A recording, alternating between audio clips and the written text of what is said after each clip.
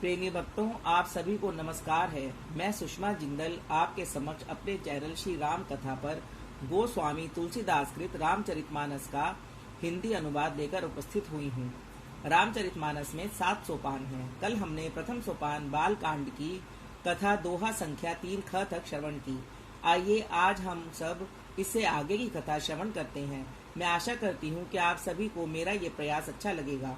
तो चलिए अब हम कथा का आरंभ करते हैं। आप सभी से अनुरोध है कि आप मेरे चैनल को लाइक और सब्सक्राइब अवश्य करें। अगर आप सभी का साथ और स्नेह बना रहा तो हम यह कथा श्रवण करते रहेंगे। जय सिया राम, जय गुरुदेव। कल की कथा हमने 3 ख दोहा प्रथम सोपान बाल कांड पर तक पढ़ी थी। अब उससे आगे की कथा सुनिए। संत सरल हृदय और जगत के हितकारी होते हैं। उनके ऐसे स्वभाव और स्नेह को जानकर मैं विनय करता हूँ। मेरी इस बाल विनय को सुनकर कृपा करके श्री रामचंद्र जी के चरणों में मेरी प्रीति हो। अब मैं सच्चे भाव से दुष्टों को प्रणाम करता हूँ, जो बिना ही प्रयोजन अपना हित करने वाले के भी प्रतिकूल आचरण करते हैं। दूसरों के हित की हानि ही जिनकी दृष्टि में लाभ है, जिनको दूसरों के उजड़ने में हर्ष और बसने में विषाद होता है, जो हरि और हर के यश रूपी पूर्णिमा के चंद्रमा के लिए राहु के समान और दूसरों की बुराई करने में सहस्त्र राहु के समान वीर है, जो दूसरों के दोषों को 1000 आंखों से देखते हैं और दूसरों के हित रूपी घी के लिए जिनका मन मक्खी के समान है, अर्थात जिस प्रकार मक्खी घी में गिरकर उसे खराब कर देती है और स्वयं भी मर जाती है, उसी प्रकार दुष्ट लोग दूसरों के बने बनाए काम को अपनी हानि करके भी बिगाड़ देते हैं। जो तेज में अग्नि और क्रोध में यमराज के समान है, पाप और अवगुण रूपी धन में कुबेर के समान धनी है, जिनकी बढ़ती सभी के हित का नाश करने के लिए केतु पुच्छल तारे के समान है और जिनके कुंभकर्ण की तरह सोते रहने में ही भलाई है। जैसे ओले खेती का नाश करके आप भी गल जाते हैं, वैसे ही वे दूसरों का काम बिगाड़ने के लिए अपना शरीर तक छोड़ देते हैं। मैं दुष्टों को 1000 मुख वाले शेष जी के समान समझ कर प्रणाम करता हूँ, जो पराये दोषों को 1000 मुखों से बड़े रोष के साथ वर्णन करते हैं। पुनः उनको राजा पृथु के समान जानकर प्रणाम करता हूँ, जो 10,000 कानों से दूसरों के पापों को सुनते हैं। फिर इंद्र के समान मानकर उनकी विनय करता हूँ, जिनको सुरा नीकी और हितकारी मालूम देती है। इंद्र के लिए भी सुरा नीक अर्थात देवताओं की सेना हितकारी है, जिनको कठोर वचन रूपी वज्र सदा प्यारा लगता है और 2000 आंखों से दूसरे के दोषों को देखते हैं। दोहा। दुष्टों की यह रीति है कि वे उदासीन शत्रु अथवा मित्र किसी का भी हित सुनकर जलते हैं। यह जानकर दोनों हाथ जोड़कर यह जन प्रेम पूर्वक उनसे विनय करता है। मेरी अपनी ओर से विनती की है, परंतु वे अपनी ओर से भी कभी नहीं चूकेंगे। कौओं को बड़े प्रेम से पालिए, परंतु वे क्या कभी मांस के त्यागी हो सकते हैं। अब मैं संत और असंत दोनों के चरणों की वंदना करता हूँ। दोनों ही दुख देने वाले हैं, परंतु उनमें कुछ अंतर कहा गया है। यह अंतर यह है कि संत तो बिछुड़ते समय प्राण हर लेते हैं और दूसरे असंत मिलते ही तब दारुण दुख देते हैं। अर्थात संतों का बिछुड़ना मरने के समान दुखदायी होता है और असंतों का मिलना। दोनों संत और असंत जगत में एक साथ पैदा होते हैं, पर एक साथ पैदा होने वाले कमल और जोंक की तरह उनके गुण अलग अलग होते हैं। कमल दर्शन और स्पर्श से सुख देता है, किंतु जोंक शरीर का स्पर्श पाते ही रक्त चूसने लगती है। साधु अमृत के समान मृत्यु रूपी संसार से उबारने वाला और असाधु मदिरा के समान मोह प्रमाद और जड़ता उत्पन्न करने वाला है। दोनों को उत्पन्न करने वाला जगत रूपी अगाध समुद्र एक ही है। शास्त्रों में समुद्र मंथन से ही अमृत और मदिरा दोनों की उत्पत्ति बताई गई है। भले और बुरे अपनी अपनी करनी के अनुसार सुंदर यश और अपयश की संपत्ति पाते हैं। अमृत चंद्रमा, गंगा जी और साधु एवं विष अग्नि, कलयुग के पापों की नदी अर्थात कमनाशा और हिंसा करने वाले व्याध, इनके गुण अवगुण सब कोई जानते हैं, किंतु जिसे जो भाता है उसे वही अच्छा लगता है। दोहा 5। भला भलाई ही ग्रहण करता है और नीच नीचता को ही ग्रहण किए रहता है। अमृत की सराहना अमर करने में होती है और विष की मारने में। दुष्टों के पापों और अवगुणों की और साधुओं के गुणों की कथाएं दोनों ही अपार और अथाह समुद्र हैं। इसी से कुछ गुण और दोषों का वर्णन किया गया है, क्योंकि बिना पहचाने उनका ग्रहण या त्याग नहीं हो सकता। भले बुरे सभी ब्रह्मा के पैदा किए हुए हैं, पर गुण और दोषों को विचार कर वेदों ने उनको अलग अलग कर दिया है। वेद, इतिहास और पुराण कहते हैं कि ब्रह्मा की यह सृष्टि गुण अवगुणों से सनी हुई है।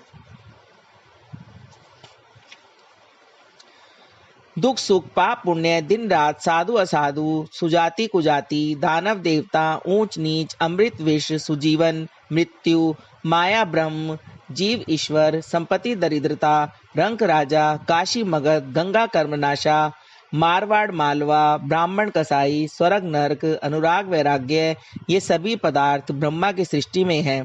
वेद शास्त्रों ने उनके गुण दोषों का विभाग कर दिया है। दोहा 6।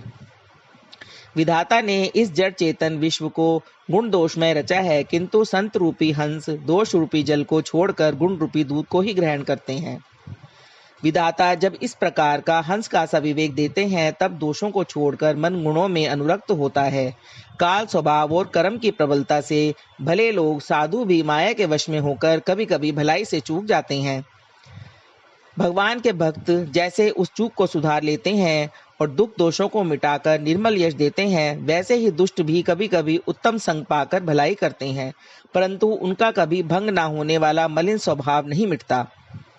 जो वेशधारी ठग हैं, उन्हें भी अच्छा साधु का सा वेश बनाया देखकर वेश के प्रताप से जगत पूजता है, परंतु एक ना एक दिन वे चौड़े आ ही जाते हैं। अंत तक उनका कपट नहीं निपटा, जैसे काल नेमी रावण और राहु का हाल हुआ।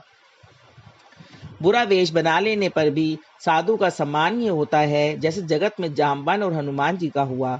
बुरे संग से हानि और अच्छे संग से लाभ होता है। यह बात लोक और वेद में है और सभी लोग इसको जानते हैं। पवन के संग से धूल आकाश पर चढ़ जाती है और वही नीचे की ओर बहने वाले जल के संग से कीचड़ में मिल जाती है। साधु के घर के तोता मैना राम राम सुमिरते हैं और असाधु के घर के तोता मैना गिन गिन कर गालियां देते हैं। कुसंग के कारण धुआं कालिक कहलाता है, वही धुआं सुसंग से सुंदर स्याही होकर पुराण लिखने में काम आता है, और वही धुआं जल, अग्नि और पवन के संग से बादल होकर जगत को जीवन देने वाला बन जाता है। दोहा 7 क। ग्रह, औषधि, जलवायु और वस्त्र, ये सब भी कुसंग और सुसंग पाकर संसार में बुरे और भले पदार्थ हो जाते हैं। चतुर एवं विचारशील पुरुष ही इस बात को जान पाते हैं। दोहा 7 ख। समप्रकाश, महीने के दोनों पखवाड़ों में उजियाला और अंधेरा समान ही रहता है, परंतु विधाता ने इनके नाम में भेद कर दिया है। एक का नाम शुक्ल और दूसरे का नाम कृष्ण रख दिया। एक को चंद्रमा का बढ़ाने वाला और दूसरे को उसका घटाने वाला समझकर जगत ने इसको सुयश और दूसरे को अपयश दे दिया। दोहा 7 ग। जगत में जितने जड़ और चेतन जीव हैं, सबको राम में जानकर मैं उन सबके चरण कमलों की सदा दोनों हाथ जोड़कर वंदना करता हूँ। देवता, दैत्य, मनुष्य, नाग, पक्षी, प्रेत, पितर, गंधर्व, किन्नर और निशाचर, सबको मैं प्रणाम करता हूँ। अब सब मुझ पर कृपा कीजिए। चौपाई।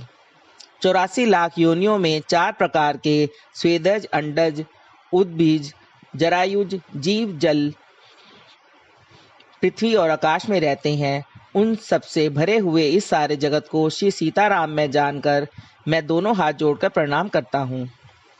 मुझको अपना दास जानकर कृपा की खान आप सब लोग मिलकर छल छोड़कर कृपा कीजिए। मुझे अपने बुद्धि बल का भरोसा नहीं है, इसलिए मैं सबसे विनती करता हूँ। मैं शिवनाथ जी के गुणों का वर्णन करना चाहता हूँ, परंतु मेरी बुद्धि छोटी है और श्री राम जी का चरित्र अथाह है। इसके लिए मुझे उपाय का एक भी अंग अर्थात कुछ भी उपाय नहीं सूझता। मेरे मन और बुद्धि कंगाल हैं, किंतु मनोरथ राजा का है। मेरी बुद्धि तो अत्यंत नीची है और चाह बड़ी ऊंची है। चाह तो अमृत पाने की है, पर जगत में छूटती छाछ भी नहीं। सज्जन मेरी डटाई को क्षमा करेंगे और मेरे बाल वचनों को मन लगाकर सुनेंगे। जैसे बालक जब तोतले वचन बोलता है तो उसके माता पिता उन्हें प्रसन्न मन से सुनते हैं, किंतु क्रूर, कुटिल और बुरे विचार वाले लोग जो दूसरों के दोषों को ही भूषण से धारण किए रहते हैं, अर्थात उन्हें पराये दोष ही प्यारे लगते हैं, वे हंसेंगे। रसीली हो या अत्यंत फीकी, अपनी कविता किसको अच्छी नहीं लगती, किंतु जो दूसरे की रचना को देखकर हर्षित होते हैं, ऐसे उत्तम पुरुष जगत में बहुत नहीं हैं। हे भाई, जगत में तालाबों और नदियों के समान मनुष्य ही अधिक हैं, जो जल पाकर अपनी ही बाढ़ से बढ़ते हैं, अर्थात अपनी ही उन्नति से प्रसन्न होते हैं। समुद्र सा तो कोई एक विरला ही सज्जन होता है, जो चंद्रमा को पूर्ण देखकर, दूसरों का उत्कर्ष देखकर उमड़ पड़ता है। दोहा 8। मेरा भाग्य छोटा है और इच्छा बहुत बड़ी है, परंतु मुझे एक विश्वास है कि इसे सुनकर सज्जन सभी सुख पावेंगे और दुष्ट हंसी उड़ावेंगे। श्री राम। जय सिया राम। जय गुरुदेव।